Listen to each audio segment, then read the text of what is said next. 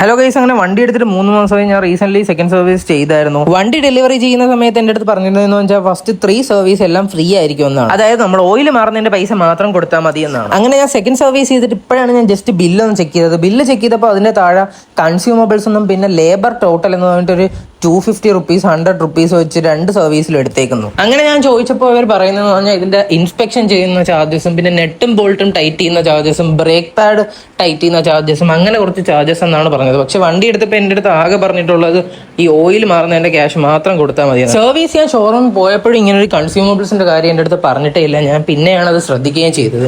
അങ്ങനെ ഞാൻ എൻ്റെ ഒരു ഫോളോവറിന്റെ എൻഡോക് 150യുടെ സെക്കൻഡ് സർവീസിന്റെ ബില്ലുമായിട്ട് ഞാൻ ജസ്റ്റ് ഒന്ന് ക്രോസ് ചെക്ക് ചെയ്തപ്പോൾ അതിലിങ്ങനെ ഒരു കൺസ്യൂമബിൾസ് ചാർജസോ അതോ ലേബർ ടോട്ടൽ എന്ന് പറഞ്ഞ് എഴുതിയിട്ടില്ല. ജസ്റ്റ് ഓയിലിന്റെ പൈസ, അതായത് നമ്മൾ ഷോറൂമിൽ നിന്ന് ആദ്യം പറയുന്നത് പോലെ ഓയിലിന്റെ പൈസ മാത്രം കൊടുത്താൽ മതി. ആ ഒരു സംഭവം മാത്രമേ അതിലുള്ളൂ. അങ്ങനെ ഞാൻ വേറെയും കുറച്ച് ബിൽസുമായിട്ട് ക്രോസ് ചെക്ക് ചെയ്ത് നോക്കിയപ്പോൾ അവിടെ അങ്ങനെ ഒരു സംഭവമേ ഇല്ല. സോ നിങ്ങൾ നിങ്ങളുടെ ഫ്രീ സർവീസ് ബില്ലിൽ ഇങ്ങനെ വല്ലതും കണ്ടിട്ടുണ്ടെങ്കിൽ ജസ്റ്റ് ഒന്ന് കമന്റ് ചെയ്യുക, അല്ലെങ്കിൽ DM മെസ്സേജ് അയക്കുക.